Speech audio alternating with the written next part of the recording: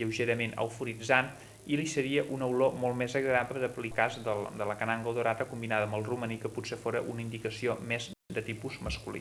Doncs bé, aquestes són les dues aplicacions que tenim de l'oli essencial de la cananga odorata.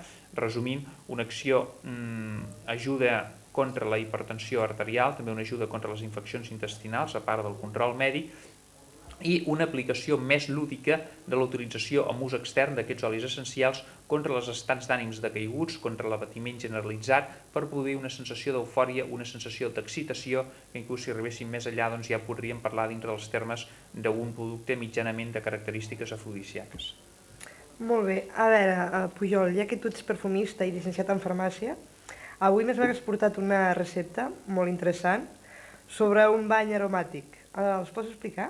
Sí, avui hem portat una recepta que és bastant antiga, llegirem aquí exactament del que es tracta. És una recepta de Nicolas Kulepper, que ja utilitzava diferents formes aromaterapèutiques, una recepta bastant antiga, i fins i tot la ressenya d'aquesta recepta també és curiosa. S'anomena així, és un bany perfumat per dames nobles. O sigui, en principi no era per persones qualsevol, sinó per dames d'una certa de característica noble, encara que avui en dia això de noble, si ens ho referim a la característica del caràcter, ho podríem fer extensiu al 100% de tota la població femenina, en aquest cas. I la recepta deia així: prenguin-se'n 50 grams de flor de roses, flor de taronger, en aquest cas veiem aquí que no especifica si és la flor del taronger dolç o la flor del taronger amarg, doncs nosaltres en principi prendrem la flor del taronger amarg, que fa una característica d'olor més agradable, que és el que el dia anterior vam estar comentant, que era l'essència de la flor del nerolí.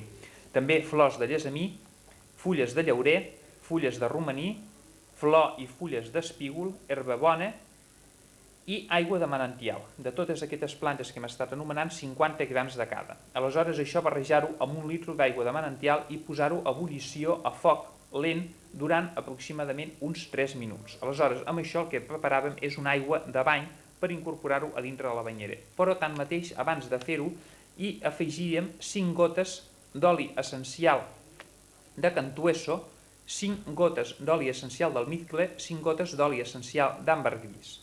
L'oli essencial de cantueso, la paraula aquesta, és una paraula en castellà perquè és un nom que s'utilitza bastant, és un tipus de lavanda, i això és molt important, com hem comentat moltes vegades aquí, anomenar sempre des de l'ús aromaterapèutic més correcte la denominació llatina.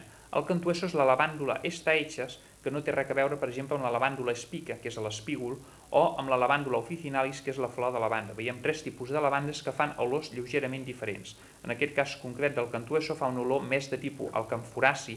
Ja vam dir que una diferència que hi havia entre la lavàndula officinalis i l'espígol és la diferent tonalitat alcanforàcia que tenia. La lavanda fa una olor molt més refinada, molt més fina, i la lavàndula spica, que és l'espígol, té una olor una miqueta més d'alcanforàcia. Doncs bé, seguint aquest ordre, augmentant el contingut de tonalitat alcanforàcia, tenim en últim lloc la lavàndula estaechas, que és el cantueso, que s'utilitza en aquesta formulació del bany perfumat. I finalment acabava la recepta dient que aquest bany es tenia que realitzar 2 hores abans de dinar.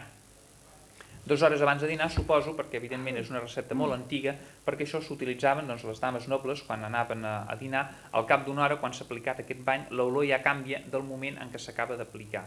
Hem estat explicant abans que els fixadors que s'utilitzaven d'una manera més retardada, se sentia l'olor, el primer que se sentia eren les olors més de tipus volàtil. Doncs bé, quan s'acaba d'aplicar aquesta combinació, al cap d'un parell d'hores, suposo que fa una olor molt més agradable que no pas en el moment que s'acaba d'aplicar. Abans, antigament, hi havia la tradició que abans de dinar les persones es perfumaven, inclús abans de sopar. Qualsevol esdeveniment social era una excusa suficientment bona per aplicar una bona dosis de perfum. En aquest cas, doncs, amb aquest bany, les persones poden obtindre un bany força agradable, i encara que no s'ho apliquin 2 hores abans d'anar a dinar, sí que en altres moments del dia, quan s'apliquin aquest bany, notaran que la pell els hi queda amb una sensació molt fresca i molt agradable. És una cosa relativament fàcil de preparar, l'únic inconvenient que potser se representa és a l'hora de trobar aquestes flors de llesamí, de trobar l'essència de l'ambergris, però tanmateix tots són productes que estan comercialitzats i que són relativament fàcils de trobar en el mercat. D'acord, doncs David Pujol, ho deixem aquí per aquesta nit? Efectivament. Doncs d'acord, doncs vinga, continuarem la setmana que ve parlant d'aquests temes tan interessants. Bona nit. Adéu-siau. Bona nit. D'acord, amics, acabem aquí avui el programa, esperem que us hagi agradat i us deixem per la setmana que ve. Bona nit.